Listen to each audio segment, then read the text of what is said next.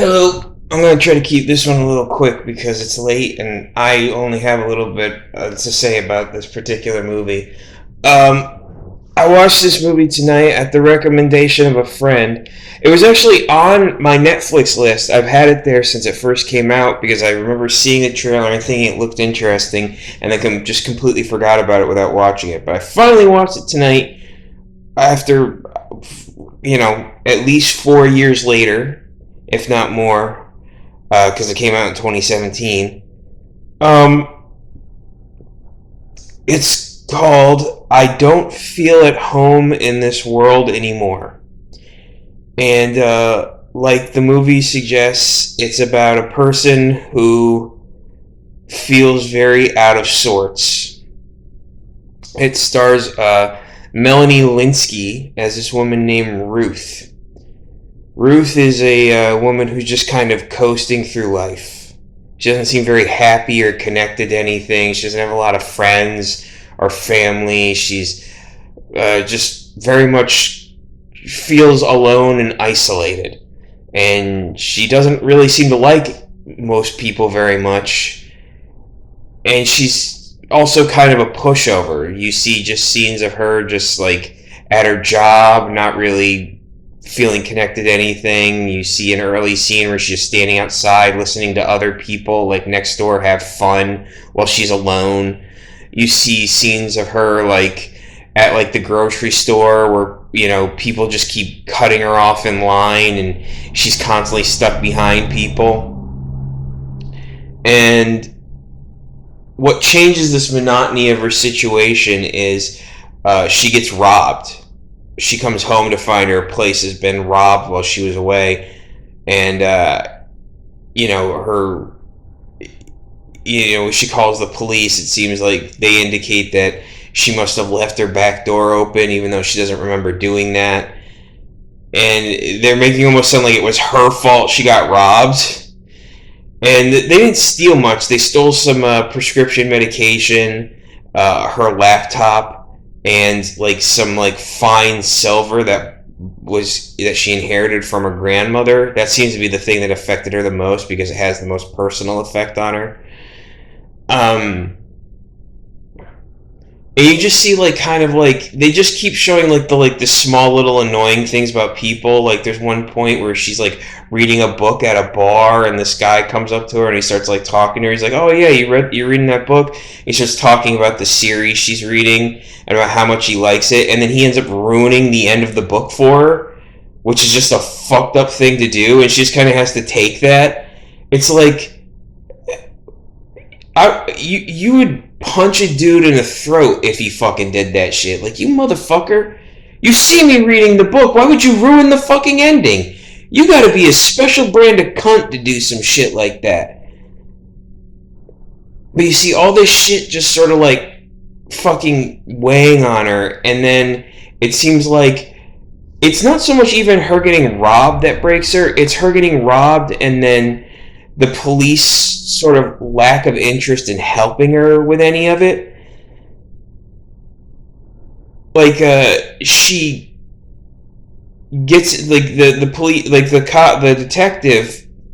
Who's the detective played by? The detective is played by, he's somebody familiar, not a famous actor, but definitely a recognizable one. The detective is played. His name is. Let me see. His name is. He's Detective William Bendix, and he's played by Gary Anthony Williams, who's a somewhat recognizable actor. He's definitely been in TV shows and shit throughout the years. He basically tells her that she should focus more on her home security. So she does. So she like installs a new lock and she starts checking to make sure everything's locked. And she finds where a light on one of her fences has been broken, and she realizes that must be where whoever broke into her house came in through her backyard. And so she finds a footprint. So she gets some like plaster to put in the footprint she finds on the ground to get a plaster mold of the foot. And it looks like the shoe. There's something about the shoe that looks weird. Like there's something wrapped around it. And then she decides to go around her neighborhood asking people if they've seen anybody suspicious. Now, earlier she met one of her neighbors, who's a guy named Tony, who's played by Elijah Wood. She had a bit of a confrontation with him about him letting his dog shit on her front yard, even though she has a sign asking people not to let their dogs do that. She has like an awkward conversation with him at his house, not realizing that's where he lives. And then when he apologizes for his behavior, you think he's kind of obnoxious, and you think he's going to be kind of like a lunatic, but he's not. He's just like an over enthusiastic guy who wants to be helpful, and he's very awkward himself. He's also, you find out, he's kind of like oddly religious. But he's also like one of those weird guys who like works out in his backyard and like owns like nunchucks and ninja throwing stars and shit. It's very odd. Excuse me. So she tells him about how she got robbed and everything, and they sort of have like just a weird meeting there, and nothing seems to come of it. Then one night, on her phone, she has a tracking app for her laptop that was stolen, and it starts going off on her phone, and she realizes she knows where it is, so she calls the cops, but the cops won't do anything. They'll just add that information to the report, because they can't just send a patrol car to, like, I don't know why they couldn't just check it out. I don't know. It's dealing with the bureaucracy of police departments is very, very annoying. It's almost like they don't want you to do anything because they make it so not worth it. So she gets frustrated with that. Can't get anybody to help her, so she goes to Tony and asks him for help. Tony brings a fucking Morning Star with him, and they go and confront the people where she knows the laptop is. The confrontation turns slightly violent by accident, and Tony demonstrates like throwing a ninja star in the wall and everything. It's a very weird, awkward moment, and she gets her laptop back, and she finds out that the people there didn't steal the laptop. They bought it from like a thrift shop, like a pawn shop. And they tell her where it is, so she decides to go to said pawn shop with Tony later on. There she finds her grandmother's silver, and she steals it from the pawn shop, which leads to more inadvertent violence. And then while at the pawn shop, she realizes that she sees the guy who broke into her house. The guy who broke into her house is part of a trio of fucking drug-addicted thieves who are stealing, like, who are trying to raise money to buy guns to pull off an even bigger job. They see her and Tony, and they must realize who she is.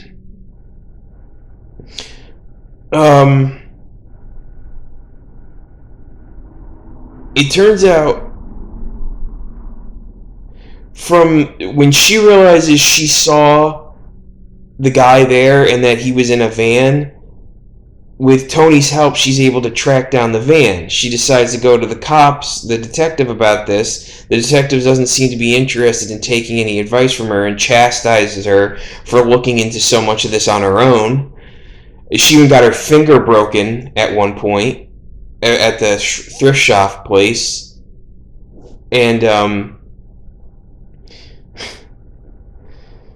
she doesn't like that the cops sort of chastise her.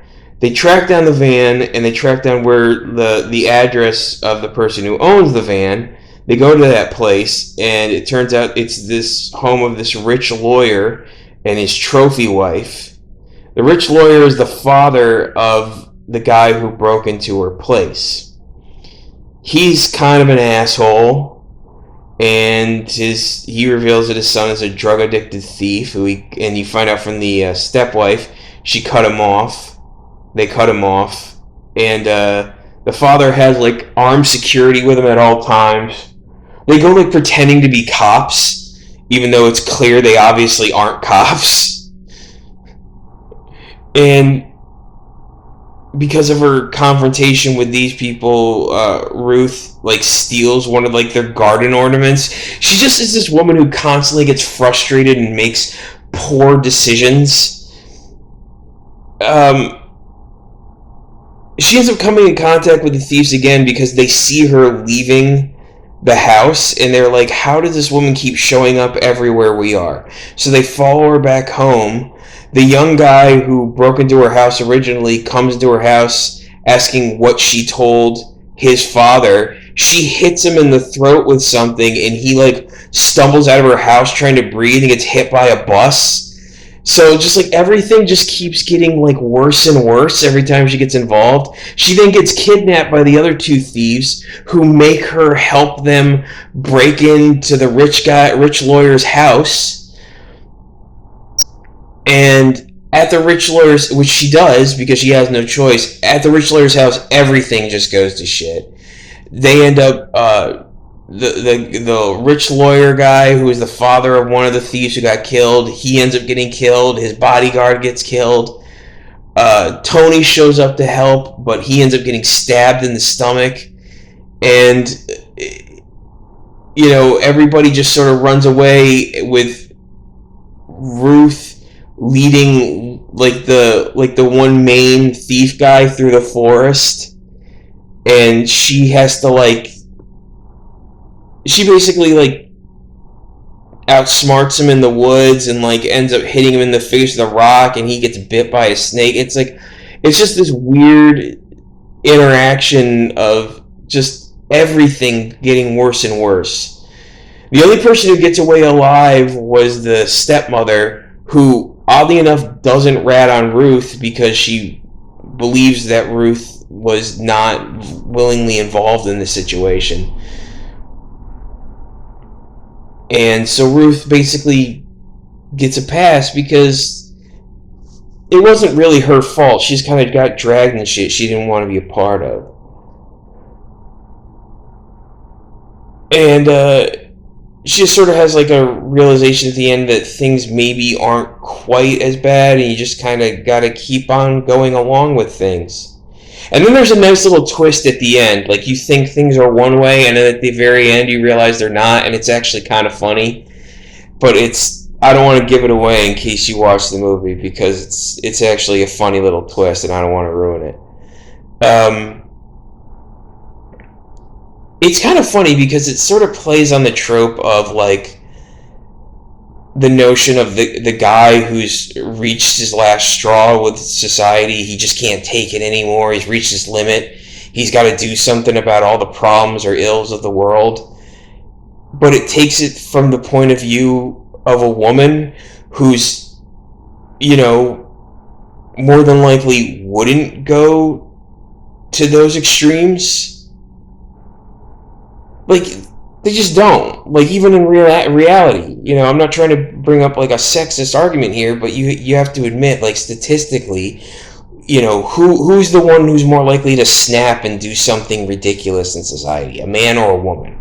I'm not talking about like an outburst. I'm talking about like, you know, I'm gonna go get a gun and fucking, you know, get revenge. That's usually dudes. In fact, I think it might be like 100% dudes. I might be speaking out of turn on that, but I don't think I'm speaking out of turn when I say that it is majority, like overwhelming majority men. All the movies are, you know, that are based in this theme of like, hey, somebody, you know, a guy just can't take it anymore and he needs to do something about it. This is like a woman who's just frustrated and fed up with the shittiness of society, and she just wants people to act better. She just wants to tell people that she's sick of them and she wants them to be better. That's it. She doesn't really want to hurt anybody. She doesn't want to do anything to anybody. She just wants to tell people, hey, you're being a jerk. you should stop being a jerk.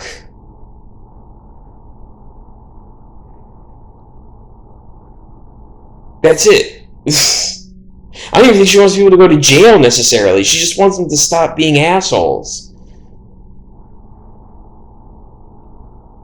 So it actually seems almost more realistic and sound of mind, especially with how everything goes bad, about how people get hurt and killed or almost killed, and it's a very it's listed as a drama, but I see it more as a dark comedy, or at least I did. Maybe that's just my point of view on it, but that's how it came off to me. It's definitely a dark comedy, and I liked it. I liked it a lot. It's just one of those weird, quiet movies that just is kind of screwy.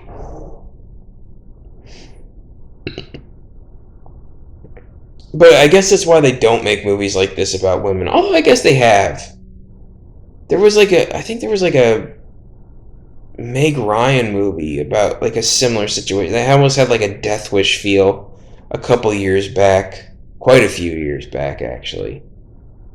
If it was it Meg Ryan? I don't remember. I don't even remember what movie I'm talking about. But I remember there was a movie about some movie about a woman who had kind of like a Death Wish thing where her boyfriend was killed and she like just got a gun and started killing dudes on the street. There's always been movies like that about like Death Wish, but this is more like Death Wish light because it's just a woman who's just annoyed with people. It's not a woman who's like fed up with crime. It's just a woman who's annoyed with people being assholes, and she gets in way, way, way over her head, and then people die. But that's not really her fault. People were probably going to die anyway. She just ended up getting dragged into it against her will. So yeah, I don't feel at home in this world anymore. It's just one of those weird off-kilter movies it's kind of just funny and good. So I would highly recommend it. I would recommend it. 2 thumbs up. It's not every movie has to be the best movie you've ever seen. Sometimes it can just be like, yeah, this was good. This was okay, and I liked it. And that's what this movie is. This is a good, okay movie that I like. And, I would recommend watching if you're thinking about watching it. So, there you go. Alright. I think that's good enough. That was probably longer than I wanted. No, that sounds about right. Yeah, that's good. Okay, we're done. I don't feel at home in this world anymore. 2 thumbs up. Liked it. Recommend it. Go watch it. Have a good one. Good night.